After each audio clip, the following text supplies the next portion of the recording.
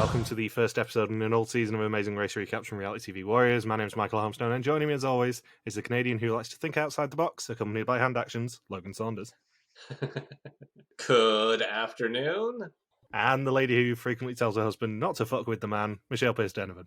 Jesus Christ. What's that? I'm assuming it has to be Flo. It can't be anybody else, but yeah. That was Flo in the car.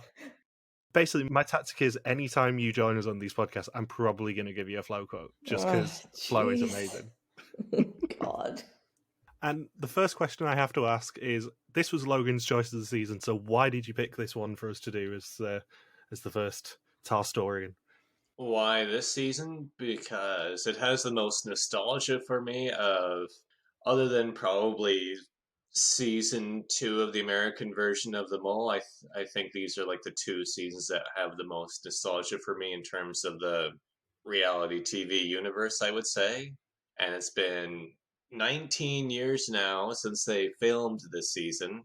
And I think there are a lot of podcasts and blogs and stuff that go over the first season because people always want to revisit the first one.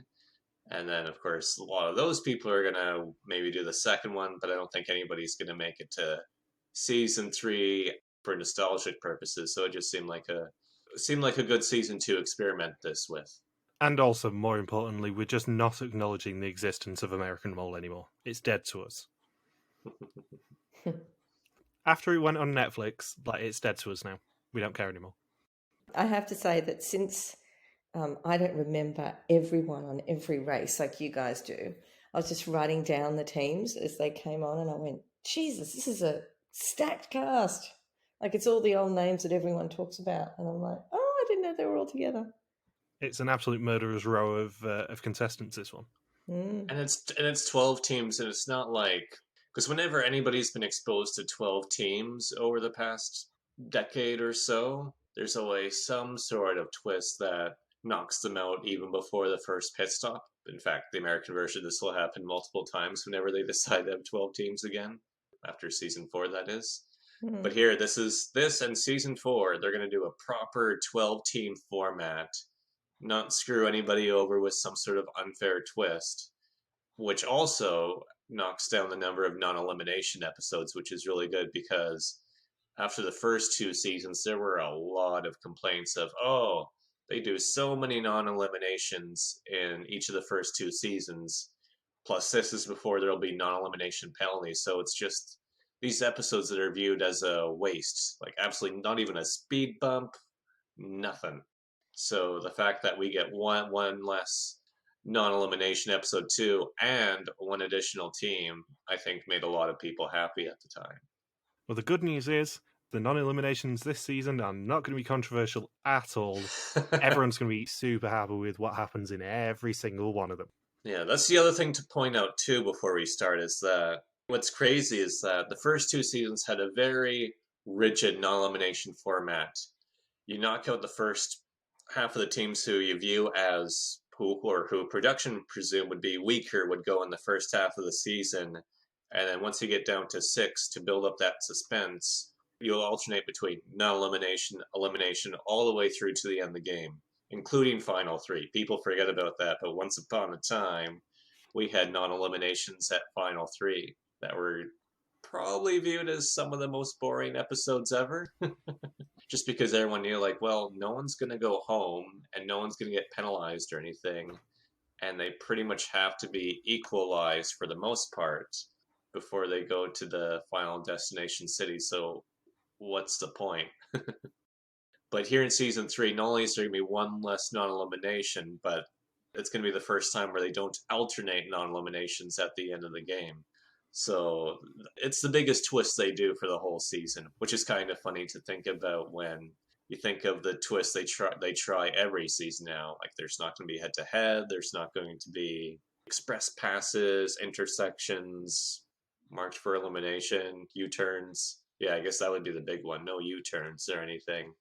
Even though it's already the 3rd season, It's not quite like Survivor, where by the third season they were already doing switches. Here it's just, ooh, instead of going 5-4-3 for non-eliminations, it's 5-5-3. Oh, that's crazy talk, producers. I have to say, on the subject of the non-eliminations, I love all 3 of the non-elimination episodes in this season, which is something I cannot say normally. I Yeah, really like them all. especially that surprise one. It's the one it's when they do 2 in a row that really gets people, because even today they don't do. I think the last time they would have done consecutive non-elimination legs was when they did the Final Four twist for seasons 25 and 26.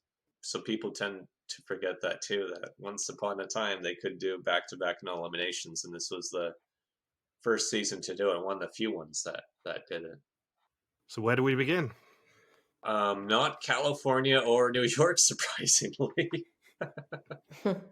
I think this might be the only season that doesn't use New York or California in the same season, where neither location gets used. Now you're testing me because I've not got the phone next to me to quickly check these things and make myself sound intelligent. Yeah, because it's the first thing I wrote. Because I'm like, well, season 2 had San Francisco as the finish line. Season 1 had New York City. Season 4 had Dodger Stadium. And then I just kept going through. I'm like, well, after that, I guess season 6 had Chicago for the start and finish, and season 9 would have Denver. But in terms of having 2 separate starting line and finish line locations and have neither one be California, New York, this might be the only season where that happens. I am going to have to quickly Google it while you start talking, I think. It started, and I'm like, they're in flooded plains, and I'm like, this is so unusual considering what we have now. It's always, a big city somewhere. Yeah, they take them out to the middle of the Everglades. Like they take them on these boats to get them as far away as possible, and then they have to drive all the way to the Miami airport. And I'm thinking, now would be a start in downtown Los Angeles somewhere, or like what they do for season 32, Hollywood Bowl, and then take a cab to the airport. This is, we're going to take you as far away from the local airport as possible, and then you're going to have to drive all the way to the airport and encounter massive traffic. And you're not going to do any sort of sponsored task involving the vehicles either. Like, they don't even mention what type of car they're driving. Have you guys been to the Everglades? No. Nope. I have. Okay, coach. Yeah, this is going to be one of them things all season where we inevitably just go, have you been there? I have. I think between me and Logan alone, everywhere apart from Mexico, at least one of us has been. I think. And I'm supposed to be in Mexico by September, I'm hoping.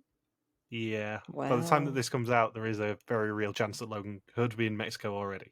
I've had 1 month in Mexico City on my bucket list for like 4 or 5 years. I think I keep mentioning that. And that is why we're recording these so early. So Logan can go to Mexico and we don't have to worry about it.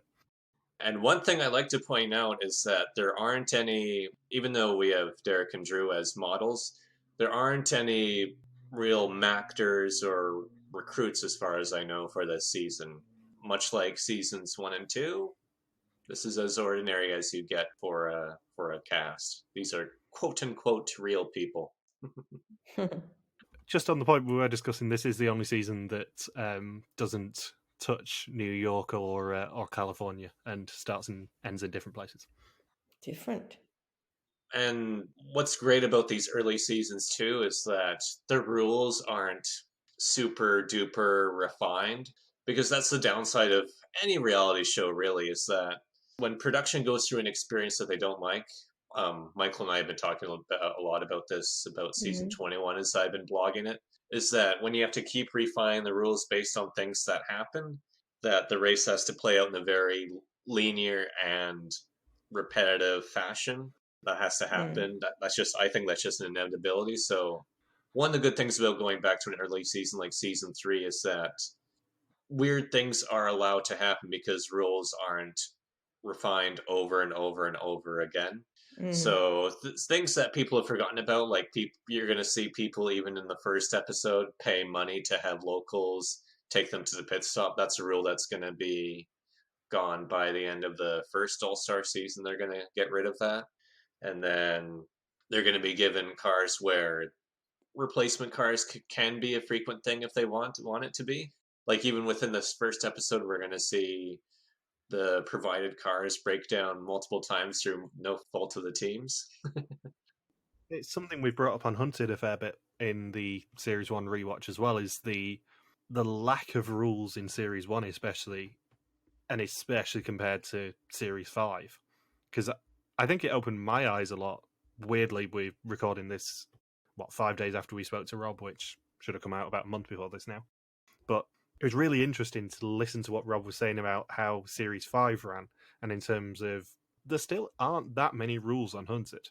There's guidelines, and there's certain things that they obviously are and are not allowed to do, but there still aren't actually that many rules even 5 series in. Yeah, and that's going to be the same thing where with the Mason race too. Even if we were to do season 5, there aren't really going to be too many rule changes by then. It's not until you start getting into the teens and stuff where it's like, okay, why are all these seasons so damn linear? And that's just because it takes a while to get into situations that producers really don't like and want to avoid, such as not letting teams eat, mingle, and sleep at the pit stops anymore together. That's sad. Or letting a team be detained in Morocco. Yes. So yeah, we begin in the Everglades, actually at an airport. Weirdly, they don't make this obvious, but it is actually Dade Collier Airport, which isn't that far from Miami in the grand scheme of things. It's in the Miami-Dade County area. And we meet all the teams. Everyone likes them. Let's be honest, it's a cracking cast. Yeah, if I ever were ever to watch another reality TV season, one thing I want to pay attention to is how they do intros now, because here all the team intros are really, really quick because I think next season is when they start doing 90-minute episodes as the tradition for a while. I think they do that from like season 4 through 10, I think is what happens. And I think sometimes the premieres are 2 hours long. Here it's still a 1-hour episode, so they have 12 teams to introduce.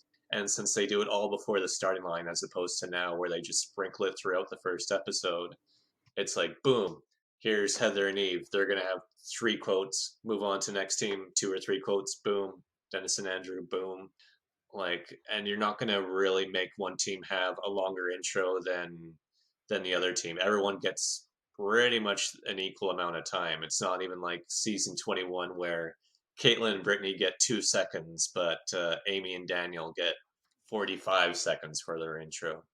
I do have to point a couple of things out about the team intros, though. One is that it is wonderful to see so many of these teams back, because it is, as we said, a murderer's row of teams in this season.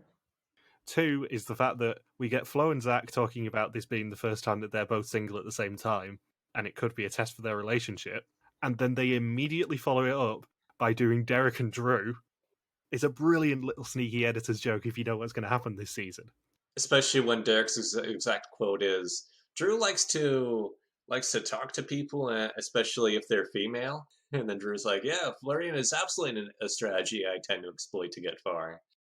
Heather and Eve get the first intro somehow out of all 12 teams.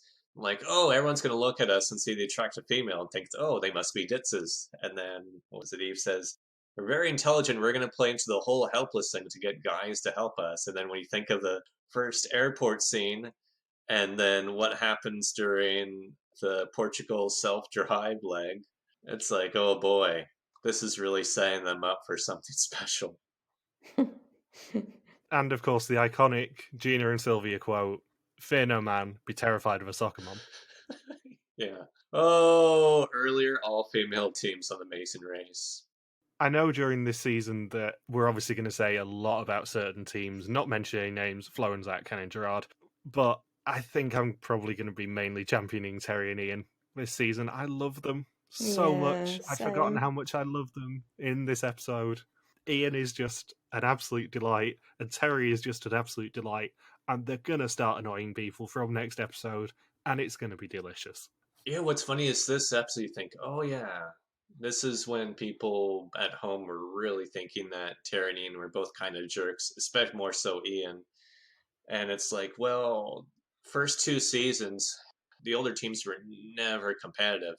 Here we get the template of what an older competitive team would look like. Because Well, I think Bill and Kathy are the last older team to be cast.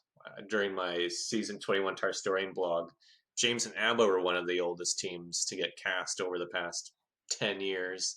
And then you go through all the ages, it's like, wow, they cast a lot younger than they used to. And here we have Terry and Ian that are going to be one of the very few older teams to be viewed as extremely competitive. And if a team is older and they're competitive, they're not going to be the most easygoing team. They're going to have to be pretty damn intense in order to keep up to everybody else. Yeah, the oldest recent person as of the time of recording, I think, is probably Scott in 28. What? Really? I can't think of anyone in their 50s who's been cast since him. Rupert. Oh, yeah. I think because I wrote down the ages of like anyone who's been over 50 that have been cast since James of James and Abba from season 21, and I think there's been 3 or 4 people where both teammates were 40 and over, and one of them was 50 and over. Yeah, because it's very rare we get anyone over the age of 40 now. Never mind 50. Yeah, that's the thing. And then here we have Terry and Ian, who have one of the oldest combined ages of any team ever. And it's like, well, yeah, they can't be easy going. You're gonna have to get a guy who's just really intense, serious, former Vietnam War vet, undercover cop, and then Terry, who is, I think, quite underrated and is just as competitive and intense as Ian or Ian. Coming into this rewatch, I'd sort of obviously remembered Ian as being very intense. I hadn't remembered how intense Terry is in this premiere. Yeah, like she's just as intense. I know Ian's going to refer to her as his co-pilot I think at the start of the 5th episode, but it's like, she's not really a co-pilot. She's in it just as much. Like they're going to get into confrontations with Flo and Zach, I think, in the 5th or 6th episode too, where it's like, whoa, Terry's in it just as much as Ian is. You know what's funny though? You two saying she's intense, and I'm thinking she was totally normal this episode. Maybe it's because I'm older now, but I'm just thinking she's totally fine. I have to wait to get in a bit more, obviously. Terry, by sort of midway through this episode, does have the quote, "Winning is everything, winning is fun." I think you can at least say she's competitive. Yeah, I like that. Yeah, I don't think too many older teams have the quote, winning is everything. It's like, okay, Terry and Ian clearly aren't just going to want to be the older couple who's in here for the experience. They both have a lot of experience, especially Ian being in the freaking Vietnam War and being an undercover cop. It's like, no, they want to win this damn thing. Mm. 2 more points on the teams. One is new drinking game immediately. Drink every time Jill mentions her brother from 9/11, because I will be counting it during the season. It is a lot. And 2 is obviously, I would be remiss if I didn't mention one of Logan's favourite teams ever, Trammell and Celicia. Yeah. Really? I didn't know that. Why Yeah. are they your favourite? I think they were my favorite from when the season originally aired, like 19 years ago. Me and my 6th grade school teacher, I would actually talked about Trammell and Talisha in each of the first 2 episodes. Huh? Especially if you remember, like, Trammell's bio before the season started was one of the most ridiculous bios I think anyone has ever submitted to Amazing Race. Like on the official CBS website at the time, he did not take it seriously. He probably just got someone else to do it for him because of how, lazy he is, according to this episode. Yeah, we'll get into that. And then one thing there are 2 things that really show that this is a very, what was this, 2002, fall of 2002 this aired. So of course 9/11 happened less than a year before this filmed, hence why we get a team of John Vito and Jill, where Jill applied with her brother who died in 9/11. Mm. So and then Andre and Damon, of course, firefighter and cop. Are Andre and Damon based out of New York? I want to say they are. They're LA. LA? Oh, okay. Because I have the note here saying Andre and Damon are friends from Los Angeles, which my word processor tried to change to Leon and Lana, which shows how long it is since I've done any Amazing Race notes. But yeah, because they get nicknamed Team 911, which is definitely a reference to 9/11, being that they're firefighter and cop. Could it not just be a a reference to the emergency number? It could be too. Well, Yeah. but it's probably a bit of both. I think that's more likely. And then Dennis and Andrew, of course, get a storyline that feels very, very outdated by 2021, which is father and son. Father is a Baptist church preacher, I think, where I think Dennis is a Baptist church preacher who is trying to come to terms with Andrew being gay. And I'm thinking, I don't know if you could really find any team to apply for Amazing Race who would have that same storyline, 19 years later. This is very much something that could only exist, I think, in the early 2000s. Mm. Especially as you then contrast it with Ken and Gerard's introduction, where it's just like, yep, I'm gay, move on. And that's it. And I think Aaron's sexuality isn't even mentioned at this point. No, I don't think so either, actually. It's just a very interesting contrast, not just between 2021 and 2002, but also in the first kind of 5 minutes of this episode. It tells you exactly how they are going to portray some of these teams. Yeah, Dennis and Andrew are from the South. Aaron and Ariane are not from the South. Guess which team doesn't have somebody being gay as a storyline?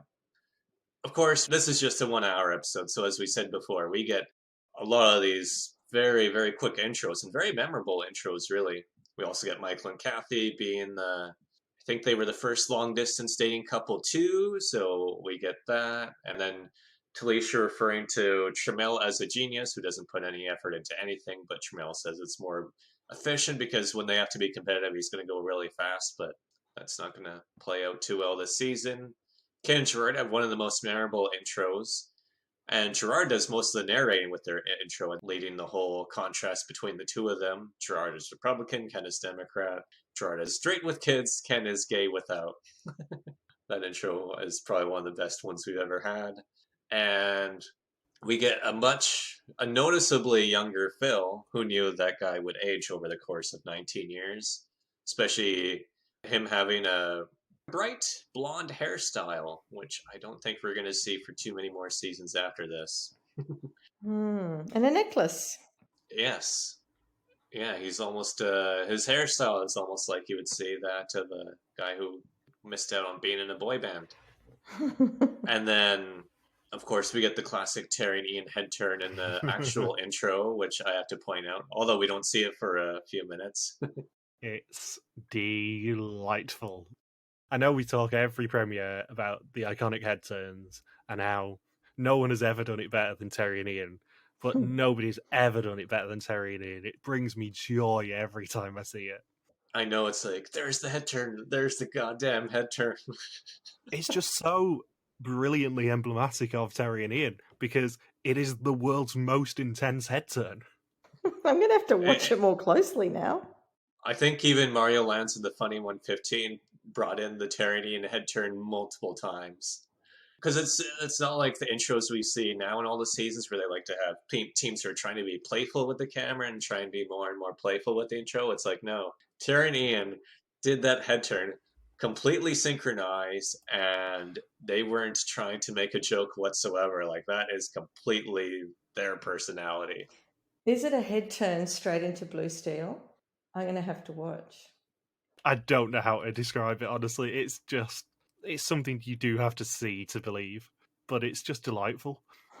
But something else I also have to point out on this topic is only 3 teams do not do head turns in this entire intro out of 12. Aaron and Ariane, I assume, is one of them, since they're like playing with each other while rollerblading. Yep, Derek and Drew, Aaron and Ariane, and Andre and Damon. Yeah. And what's funny is that Phil's initial speech doesn't really vary during the first dozen or so seasons. I think once we get to about season 14, he's going to start switching things up a bit more. He's not asking questions to teams like, oh, Tramel and Talisha, what do you think about the father and son at the other end? What do you think about that guy being a Baptist church preacher? Kind of crazy, huh? Like, he's not doing any of those questions. It's just, oh, here's the spiel. It's like he's trying to explain the rules to the audience who aren't really familiar with the show. And the music isn't as booming and powerful, too. And it's not a live start. You're not going to have random locals gather to cheer on the teams as they leave the starting point either. It's very, very, it's stuck to a very specific script. The best thing about Phil's intro is he asks who will come up with the right combination of brains, brawn, and strategy to win the $1 million, which is his traditional question. The best thing is, knowing the result of this season, the fans aren't necessarily going to agree with which team has the best combination of brains, brawn, and strategy to win the $1 million. Yeah, because he used to do that at the start of every season. Because usually the intro, the starting line is always with the teams. It's the most Phil does is on his own now and saying, "Oh, we're here at the Hollywood Bowl, or we're here in Times Square. Let's meet the teams." It's not who has the right combination of this, this, and this. And then, of course, here we have Phil saying, "All you have to do is run to your bags, open up the clue, read what's in the clue, and then get into one of the marked vehicles. What you do after that is completely up to you." I assume that speech is pretty much gone because A, they don't really drive themselves to the airport anymore, and B, what they do after that is not really completely up to them anymore. a lot of what happens is decided for them by production. Like I remember in season 13, we have Mark and Bill saying, "Oh, the Amazing Race is the world's biggest game board. So just, you can go anywhere, you can do anything you want. It's just don't be last to that pit stop." But now it's like, well, it's not really that big of a game board since there's a lot of restrictions on what to do now. But here it's like, man, forgot what it was like when it was completely open world for Amazing Race. It's gone in Amazing Race 13 from the world's biggest game board to, after Amazing Race 32, the world's biggest funicular. Just on the rails, going straight up. Yeah, don't step over the side. Just take your pictures, get on up. It's turned into the world's largest trolley problem. Yeah, or I guess I should have said the game with the biggest game board. Anyways, so yeah, we get that initial dash. I think Derek and Drew slaughter the teams in this initial sprint. Apparently they love to sprint in this first episode. They're not too fond of relying on vehicles too much. And then we get a lot of scenes before we even make it to the airport. It's not like now where you get maybe just the quick team intro actually happens during the initial dash to the airport, so it's just a couple minutes, and then boom, they're flying to their first destination. That's the tradition now. Here it's like, no, we're going to get, I think it's about 12 minutes of the 43 minutes of running time before we even get to Mexico City, I think. Could be even longer. So we're actually going to see teams cutting each other off on the highway. We're going to see Andre and Damon. For some reason, this scene always stuck out to me, but they burned through a red light so bad. I'm like, oh, well, that's the first strike against why they cut down on self-drive legs. It's great when the firefighter and cop are the first team to break the law. I'm quite surprised they never got a penalty on that, because they do have to follow the traffic rules. Maybe because it was early on. Like, it's season 3. Season 2, they were already giving Gary and Dave about 1,000 traffic penalties, so. Oh, did they? Okay.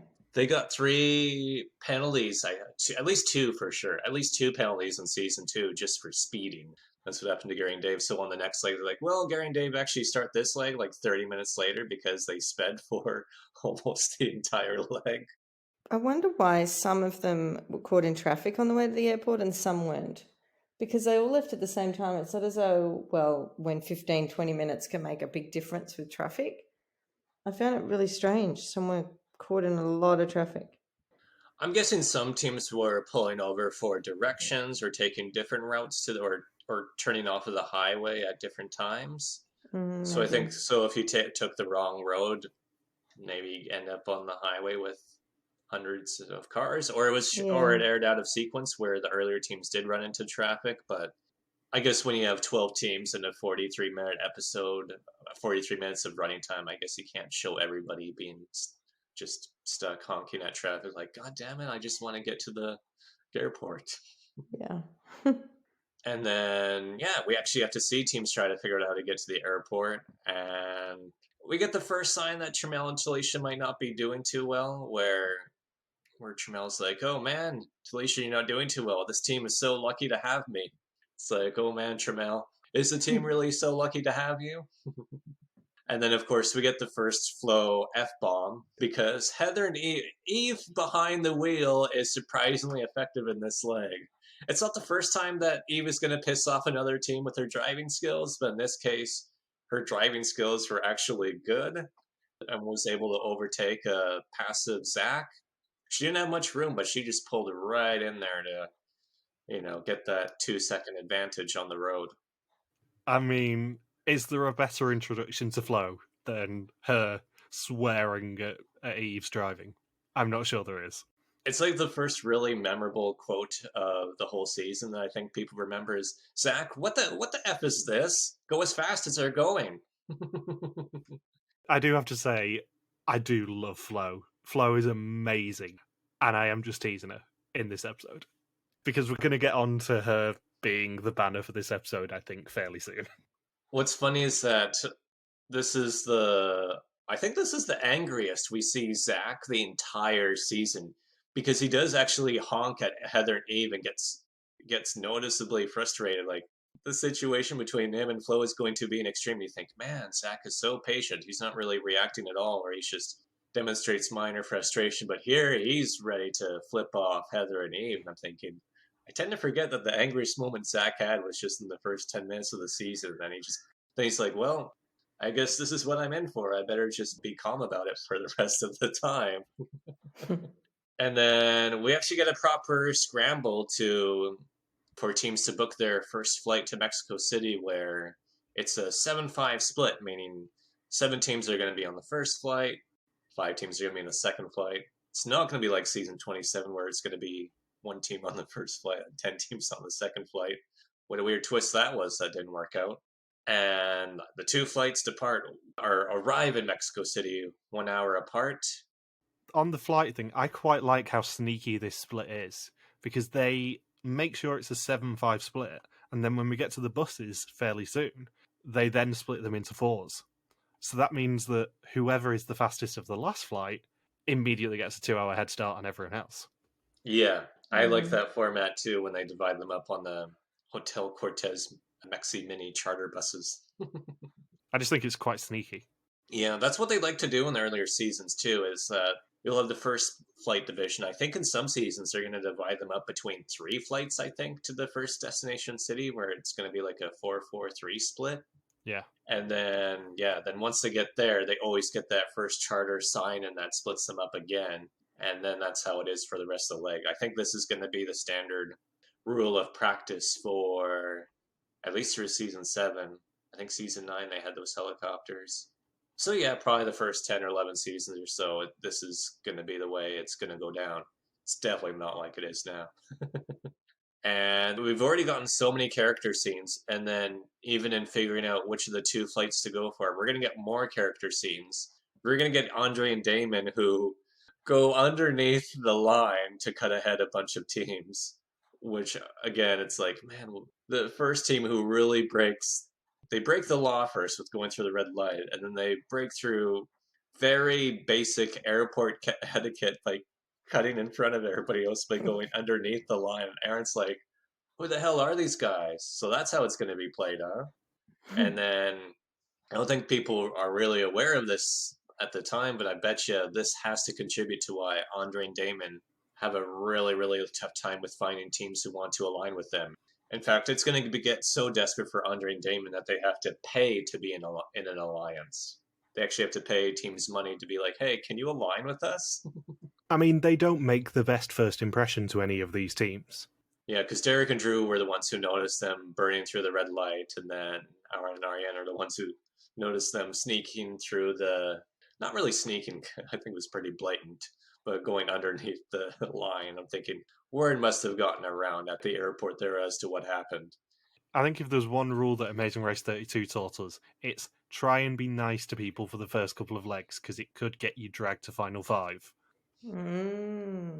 Yeah, and look at Ken and Gerard here too. I mean, they have their own dispute. I know we're fast forwarding a bit, no pun intended, to the fast forward, and Ken and Gerard are like, well, do we tell Derek and Drew that we got the fast forward like we said we would about half an hour ago? Or do we just go ahead to the pit stop and say, screw them? And then, it was Ken who says, yeah, we have to tell them that we got the fast forward.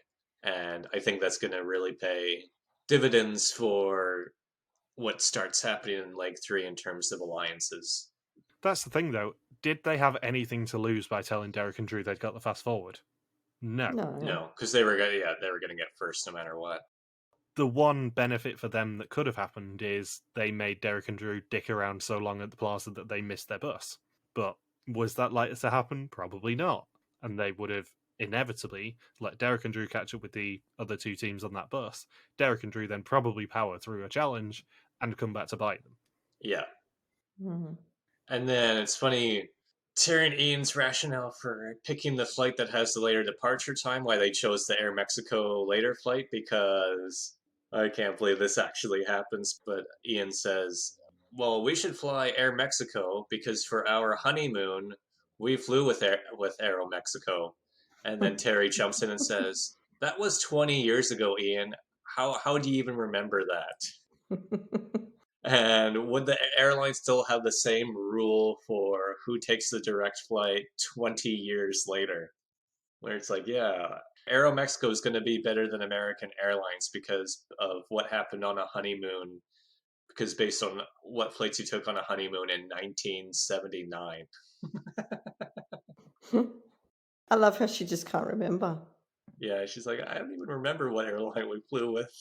That's part of any honeymoon, right? After you get married, you remember what airline you flew with to Mexico. Michelle had better things to think about on her honeymoon, like, careening wallabies off a mountain. No, that was engagement. No, what I was thinking on the honeymoon, are all my fish okay? Because I had fish on every table at my wedding. So at the end of the night, I'm like, who wants to take fish home? Take fish home. Where did you go on honeymoon out of interest, Michelle? I don't think we've ever discussed this. We actually went on a cruise. Ah, very nice. Here, everyone just goes to Hawaii for their honeymoon. Everyone in Canada does that for some reason. It's either you go to Hawaii or you go to the Caribbean.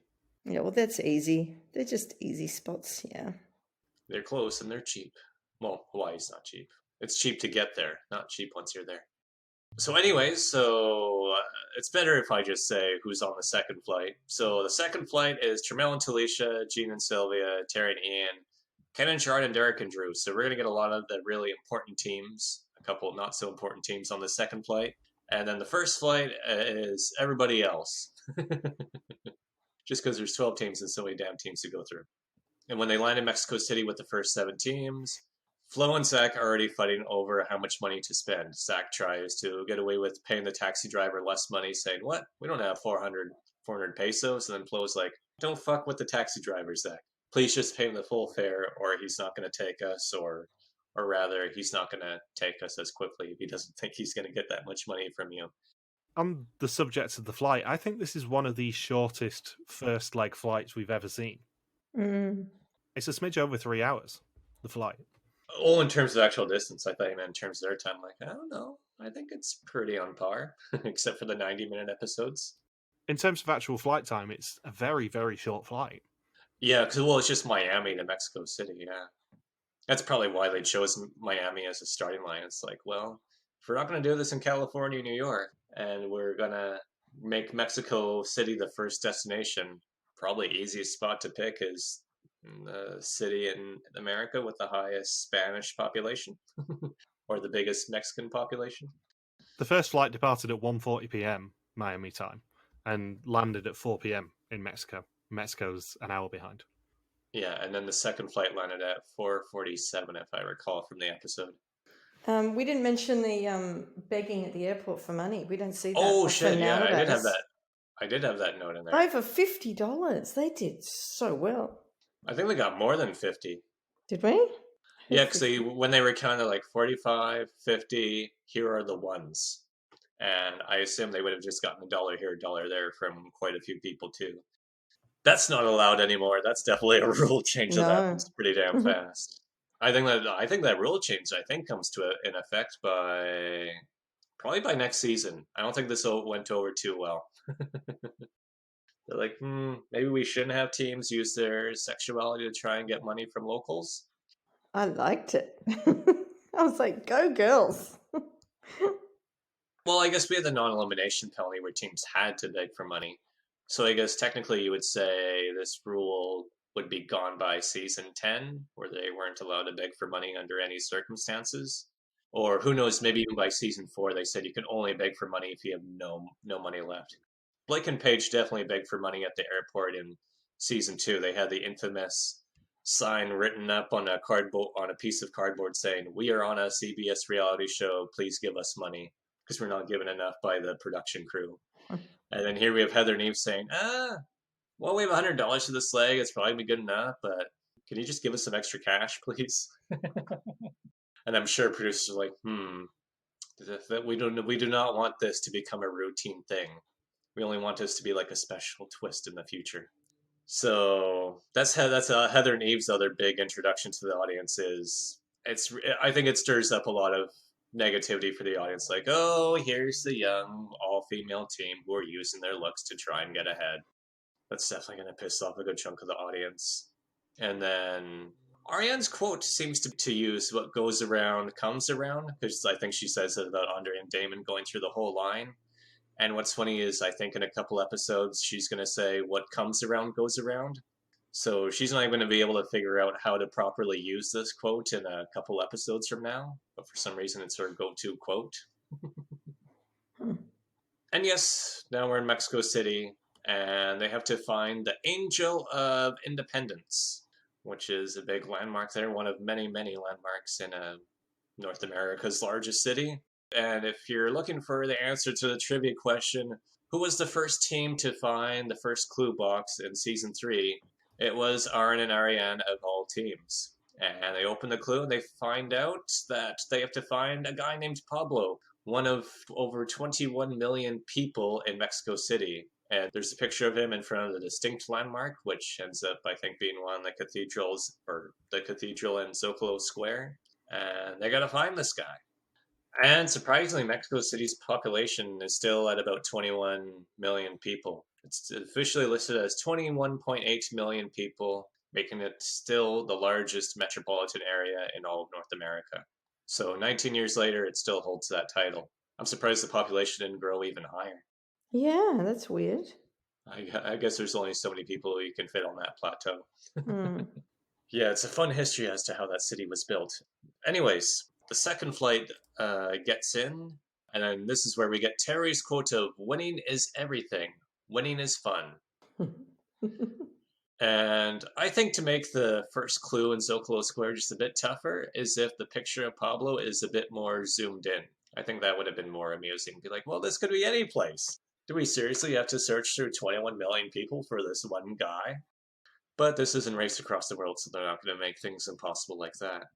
So they get to Zocalo Square. I think the order pretty much stays the same in terms of when people get that first clue. I think Aaron and Ariane still hold on to their first place position.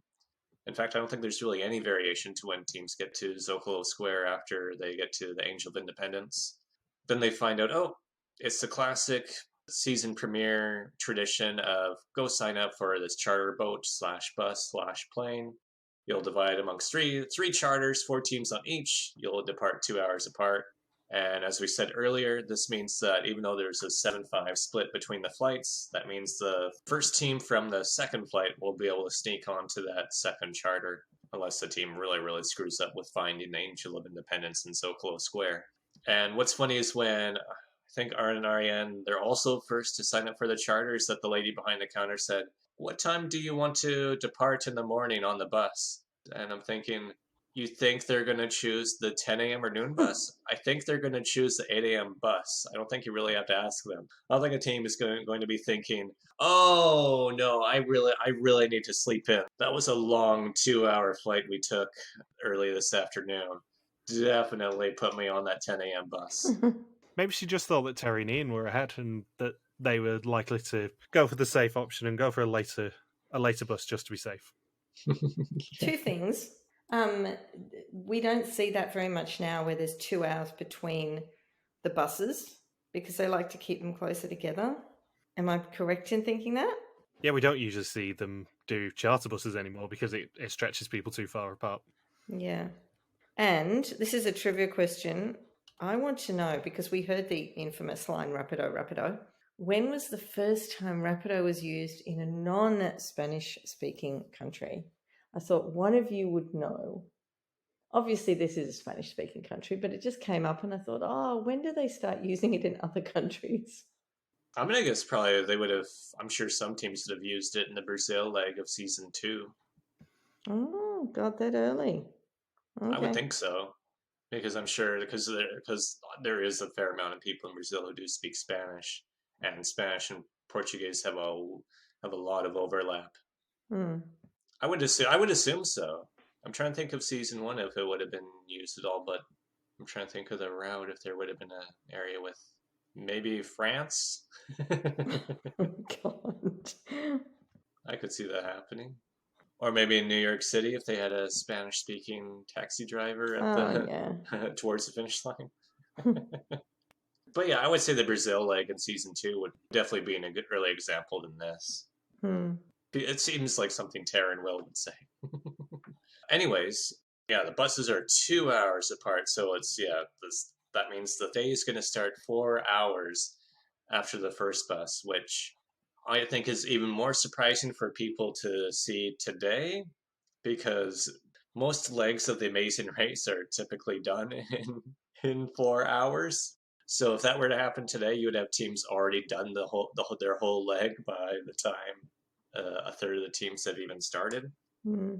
And then, of course, we don't actually get to see too much footage of it, but it's one of those rare opportunities where it's the first leg, and because there's only these 2 route markers, like that's another thing people forget too, is that in the earlier seasons, it was more find this thing, find that thing.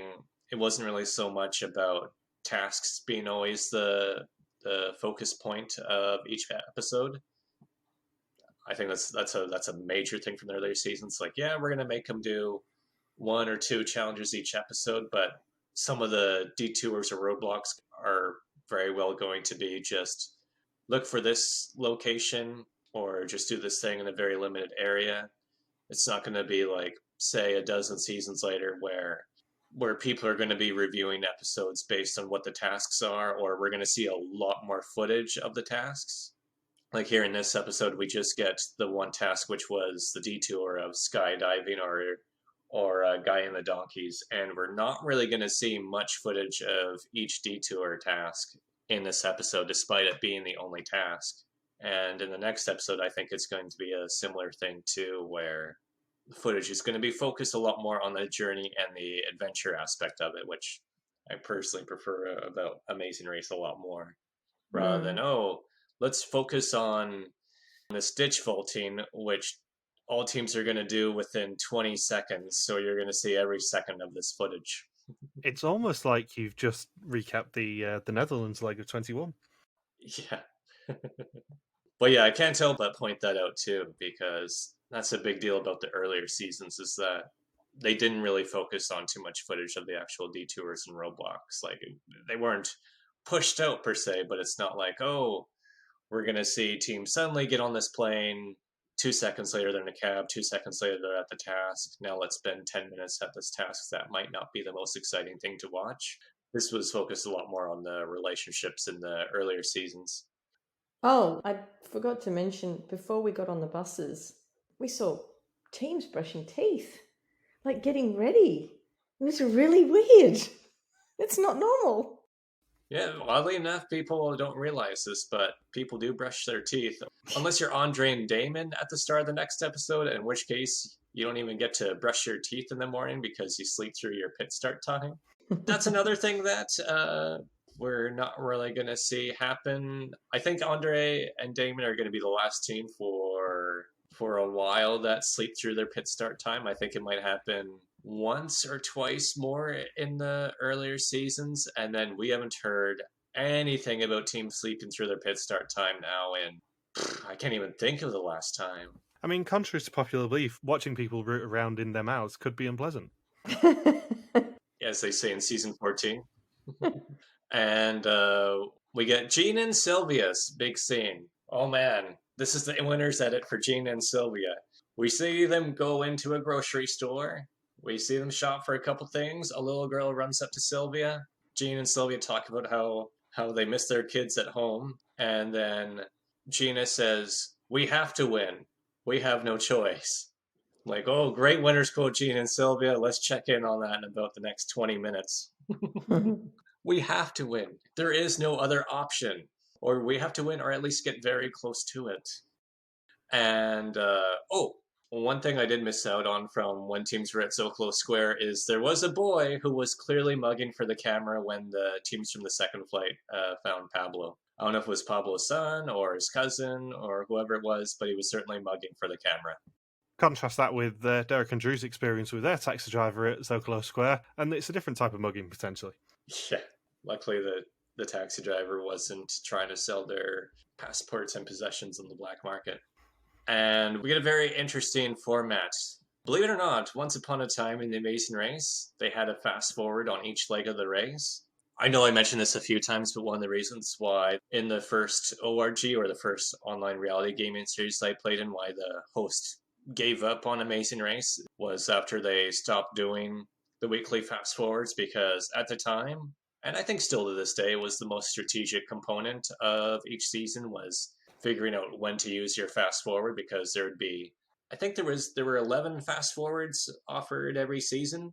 So you had to figure out when do you use it? When do you use your fast forward to try and get ahead? Do you use it early so you don't make those early mistakes, so you can get adjusted to the race and get through the initial learning curve?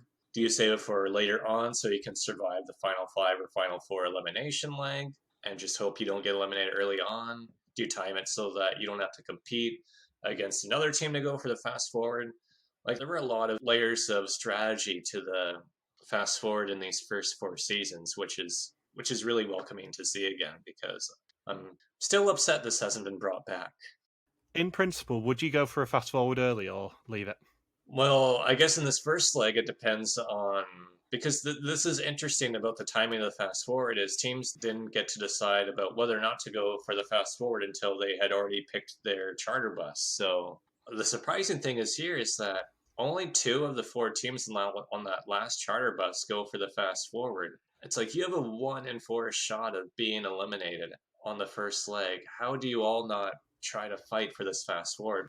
The other interesting thing about this scenario is it's not like you're losing any time over going to the detour. Like, the fast forward started at 8 a.m., which is when the first bus departed. So teams effectively have 4 hours to already be at the fast forward location, find it amongst a few of the street typists, and then make their way back to the charter bus station and get on their charter bus. Like, there really wasn't any sort of risk to not going for this fast forward when you have such a high chance of going home on the first leg, because no one wants to be the first ones out.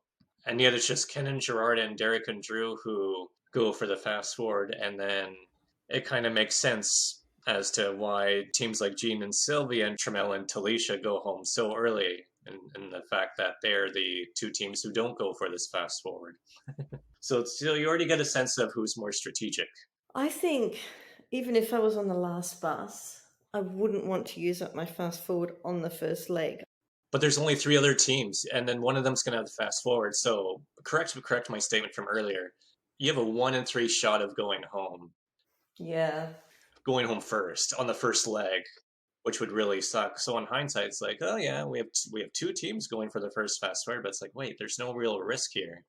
It's like, yeah, you burn your fast forward on the first leg, but if you don't use it, 1 in 3 shot, you're going to go home unless a team really, really screws up on the detour. But when you see it's skydiving or donkey burrow, there's not going to be much variation in finishing time, maybe on the donkey task, but the skydiving's like a very, very fixed amount of time for it to finish. So it's like, well, you're close to the pit stop. I think you pretty much have to go for the fast forward, because the next time that you're going to have a 1 in 3 shot of going home like this is probably going to be close to the end of the game, because the charter buses or charter boats is going to be a tradition of the first leg as opposed to later legs in the season, where it's going to be like, say, 4 teams on the first bus and then 4 teams on the second bus. But it's like, man, 1 in 3 shot, you go home first if you don't go for that fast forward. That would really, really suck. Yep. And then we get a lot of fun banter between Ken and Gerard and Derek and Drew. Because Derek and Drew, because of the taxi abandoning them at Zocalo Square for such a long time and making them the last ones to sign up for a bus, are like, nope, we're not going for a taxi. We're going to run to the street typist. And then Ken and Gerard say, well, we're not. We're going to take a taxi. And sure enough, Ken and Gerard, because they take a taxi, get the fast forward right away before Derek and Drew even show up. They actually have to stand around and wait for them to show up to say they got the fast forward. What I thought interesting is that whereas Derek and Drew left their bags, Ken and Gerard took their bags, and you'd think that once you get the fast forward, you're going to go straight to the pit stop. So why wouldn't you take your bags with you instead of having to run back to the hotel to get the bags? It was just a bit strange. Could it be more the fact that they thought if Ken and Gerard don't get the fast forward, then they're going to have to go back and wait until 12 o'clock anyway? Oh, yeah, okay. But still, I'd take the bags. The hours of operation on the fast forward were like 8 o'clock in the morning, I think. So 8 a.m., yeah. 8 a.m. to 4 p.m., I think. I would have personally taken the bags, though. Of course you would. You're sensible. Because if you do get the fast forward, then you can leave right away. Like Derek and Drew, if they got the fast forward, would have had to go back to the hotel and then leave for the pit stop. Yeah. But I guess if they thought, well, if we have the fast forward, what's 10 minutes back to the hotel to get our bags? Well, how much time is that really going to cost us when we now know we can go directly to the pit stop, and we're going to have probably a 5 or 6 hour advantage on the trailing teams. Contrasted next season where a leading team is going to go for the first fast forward and still finish the leg in 4th place. Good old Monica Arnshuri. Yeah, and one thing I wanted to point out about the fast forward too is they said hours of operation were 8 a.m. to 4 p.m., but why didn't Ken and Gerard and Derek and Drew leave until 10 to 8? Couldn't they just stay outside? I'm going to assume they weren't allowed to leave the hotel until 8 a.m. or 10 to 8. Yeah.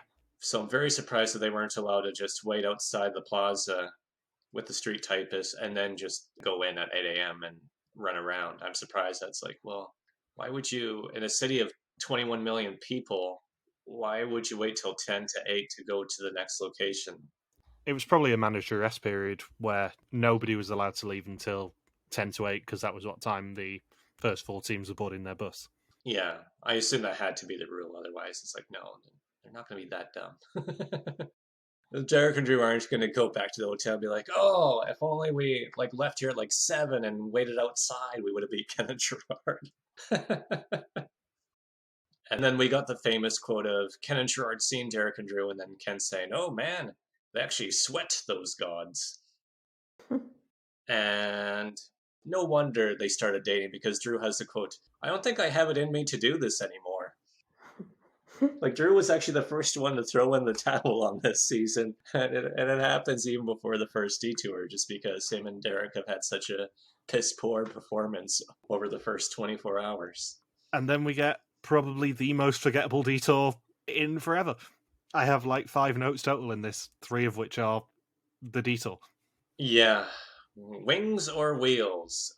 Once upon a time in Amazing Race, I think every single season for the first 10 seasons, I think season 10 is when they pretty much stopped doing it, was they would have teams give the option for teams to go skydiving. They love to incorporate skydiving in the first 10 seasons. I think Bertram is a big skydiver. He really likes doing that, so I think that's why he likes to incorporate, because it's the ultimate daring, adventurous thing to do. What are you going to do? What's going to provide a lot of great scenic camera shots? Skydiving. I'm trying to think, when was the last skydiving task? Was it the Travelocity Gnome? Becker and Floyd's Fast Forward 29. Was there a task where just teams in general could go skydiving? Or would that have even been before the Travelocity Gnome did? 24's final task in the roadblock. Oh, to get to the finish line? Yeah. So it's been always some sort of special task then for a while now. Yeah, I can't think of any later than that, because I think the one before that was season 20 with the first roadblock. Right. Who's got a better sense of direction? Oh no, 23. Didn't 23 or 23? I guess wasn't an actual skydiving. It was more. Was that more parasailing or something? Or was that a skydive? 23 was parasailing, and then had the fast forward of jumping off the Donatom. Right.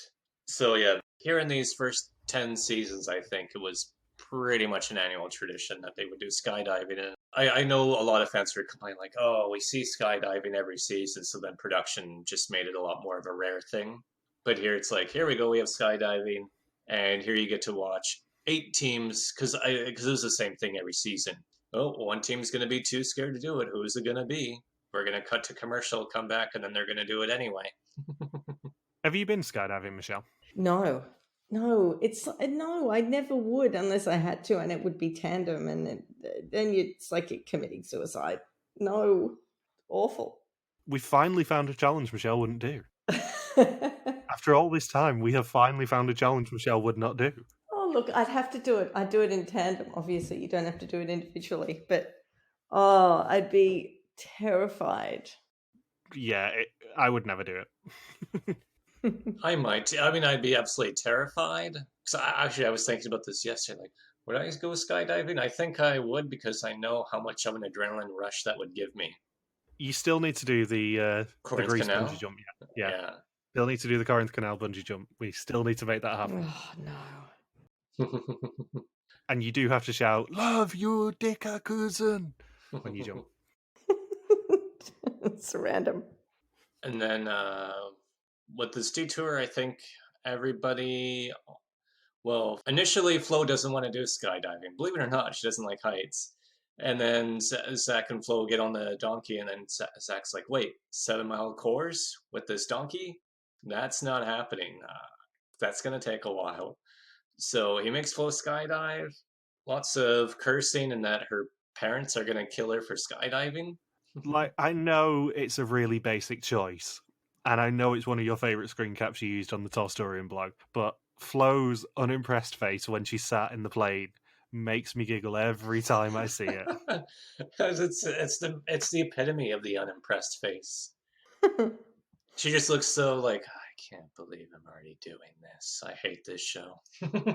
It's such a ridiculously basic choice from me for the banner for the premiere, but I couldn't resist it when I saw it again. It's so iconic. Yeah. Fair warning, Flo is probably going to get at least one more banner fairly soon. There's another one that I'm probably going to adapt into a banner. It may or may not be from episode 5. Yeah, it's Flo abseiling.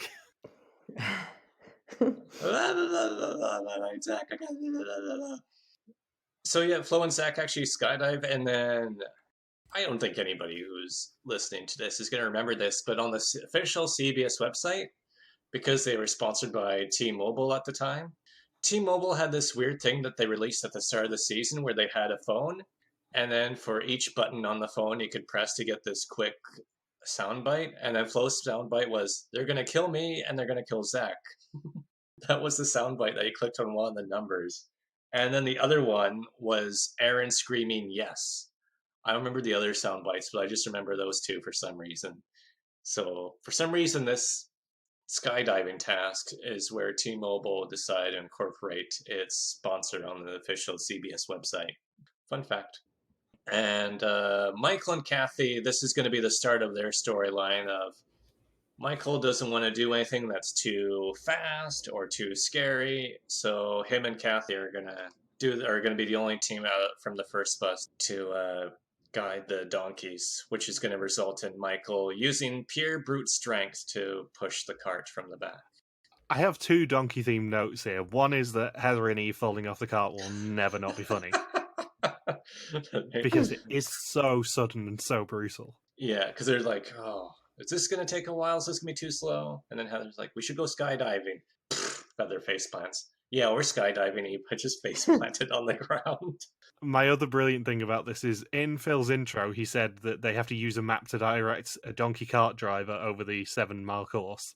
And yet the one team who we do not see with a driver is, of course, Terry and Ian, because Ian has seemingly just sent the driver away and done it himself. That's a very Terry and Ian thing to do, like, this guy's too slow, get the hell out of here. I would say that the drivers, though, all looked like they were teenagers. Yeah, they were really young. Really, really, yeah. Probably some of the youngest people incorporated into a task in terms of having to guide teams around for an extended period of time.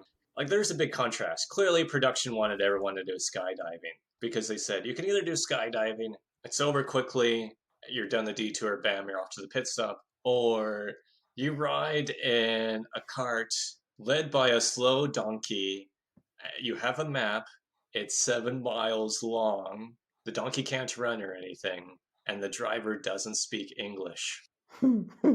It's like they add in 4 layers of difficulty to the other side of the detour. It's like, man, production really, really wanted everyone to go skydiving.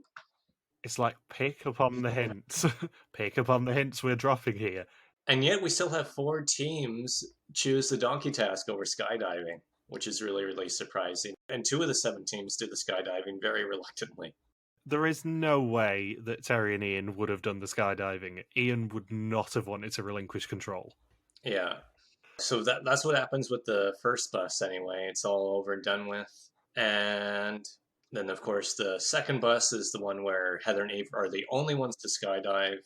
And Dennis and Andrew, Terry and Ian, and very surprisingly, the team with a firefighter and a cop choose the donkey task. I don't know if Andre Damon just thought it was faster. Like, there's a lot of weird things that happen with them in this episode, because jumping ahead to episode 2, they actually get a penalty for this detour because this is good. This is going to shock you, but Andre and Damon break the rule.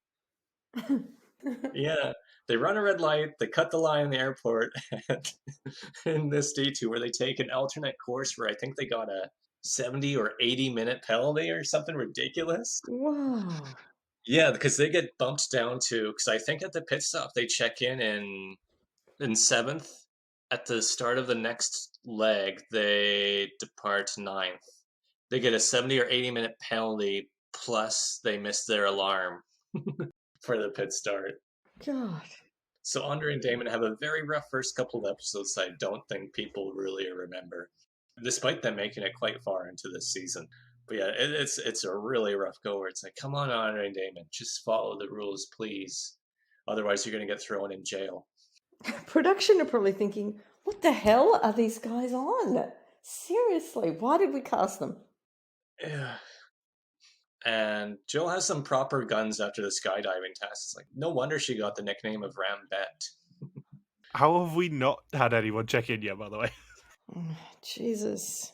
Let's see. I don't really have many notes. I don't have any notes because it's just as soon as teams are done the first bus is done skydiving, they read, oh, you have to go to the pit stop. Let me see if I can remember this. The Hacienda de las Palmas. I was going to say, what is the pit stop, Logan? Yeah, Hacienda de las Palmas. I don't remember the town name. Hacienda San Gabriel de las Palmas. Hacienda San Gabriel de las Palmas. Gotta love Spanish names where it's a lot longer than English names. The last team to check in will be eliminated. Will be eliminated because they're not going to have a non-elimination with 12 teams. That would be ludicrous. Ludicrous. Ludicrous Bridges. And then, then we get through. The second bus doesn't get a lot of airtime because we know all of them are going to survive since the third bus is 2 hours behind. Plus 3 of the 4 teams pick the donkey task, which isn't as entertaining as Eve having arguably a bigger reaction to skydiving than Flo did, because Eve is actually trying to kick to get away from her tandem instructor. When she starts jumping through the air, you can actually see her feet kicking away like, let me go, I want to go somewhere else. That's the thing. People remember Flo, obviously, as being moany and all that sort of stuff. But Eve is worse in this episode in terms of her reaction. Eve is worse, I think, through the first 4 episodes. Eve is much worse because, she starts complaining with this detour, and then it really starts to pile up, especially in episode 3. In episode 3, she's going to complain about being in pain all the time, and then episode 4, she's going to be complaining, having multiple meltdowns to the point that she subconsciously breaks the rules and gets herself eliminated from the race. So, yeah, Eve definitely, I think, if she were to last beyond episode 4, she would be complaining a lot. It would make Flo look better overall, I think. Oh, and then, of course, because Terry and Ian ditched the driver, we do get the memorable quote of Terry pulling the donkey, saying, come on, donkey. And then Ian's like, I think it's a jackass. And then Ken and Gerard check into the pit stop in first place. Of course, people love to put asterisks beside the people who win each leg, since in the first 4 seasons, since the fast forward typically decided who won the leg. And they win a cruise. It's going to be One of the very few times teams get a worthwhile prize this season. Not just a cruise. It's specifically just a cruise on Royal Caribbean's Voyager of the Seas, which I have been on. Have you? It's huge. I have indeed. It's not the largest ship I've been on. Ovation's the largest I've been on, which is about 1.5 times the size of Voyager. But I did in 2014 when I did my cruise, from Hong Kong to Singapore.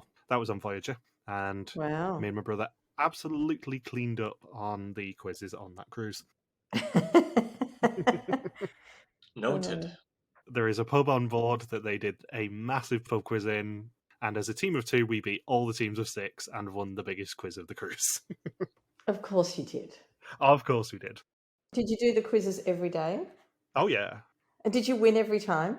Not every time. We didn't do too badly. That was the cruise where we were going into... They have like this crow's nest bar at the top of the ship called the Viking Crown Lounge.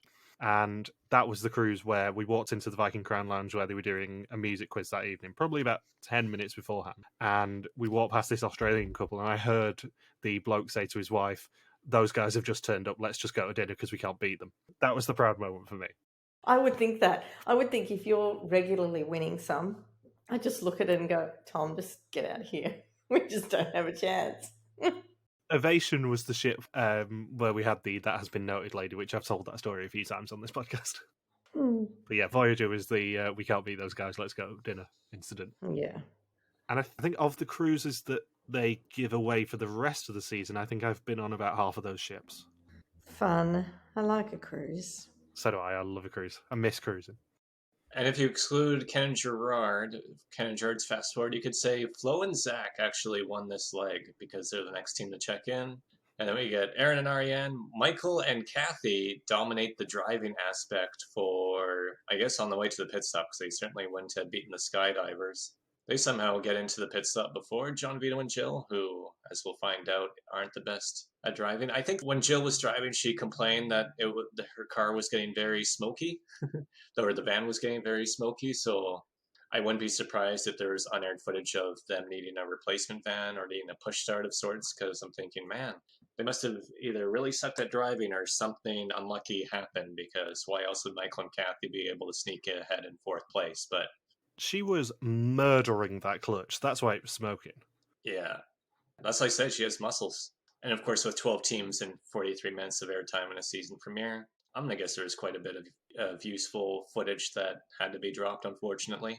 They're not going to start doing 90-minute premieres till next season. And let's see, then we can run through the next 4 teams all check in. Just rattle through them. Yeah, and then Heather and Eve would have been 6. Dennis and Andrew were 7th, I think, or Terry and Dean were 7th. Andre and Damon. Well, they're not 7th. They're 9th. They're currently 7th. They're currently 7th. Yeah, this is before the tradition of, oh, you have a 30-minute penalty, please wait off to the side of the map, then we'll check you in.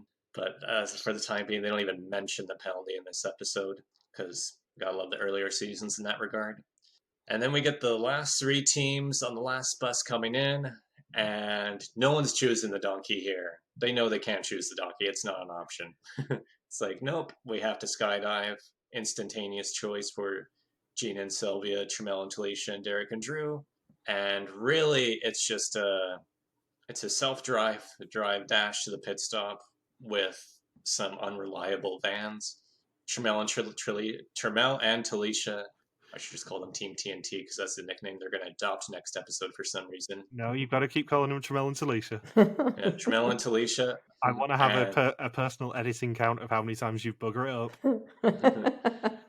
And Gina and Sylvia both have their van breakdown in a push start. We don't know if Derek and Drew need the same treatment either. What's funny is that you sort of get why Gina and Sylvia are going to be first ones out, because they don't go for the fast forward to make themselves have a 1 in 3 shot of going home. Because all 3 teams finished the skydiving at the same time. I assume this had to be a close race to the pit stop.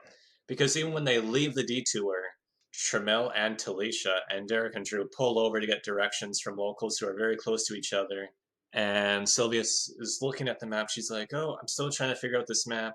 You just pay attention to what the other 2 teams are doing. Follow them. And I'm going to try and read this map.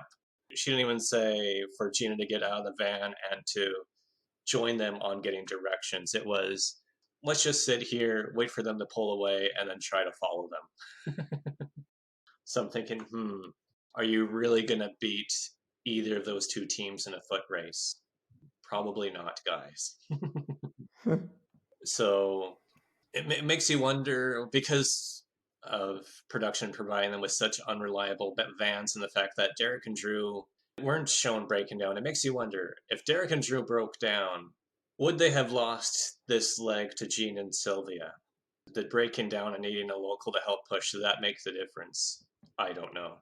And all three teams, I believe, pay locals to guide them to the pit stop, because Gina and Sylvia have a local, Derek and Drew pay a local $20, which was 20% of the money they were given for this entire leg, because that rule doesn't go away until season 12. All the way through to the end of the first All-Star season, teams are allowed to hire locals to guide them.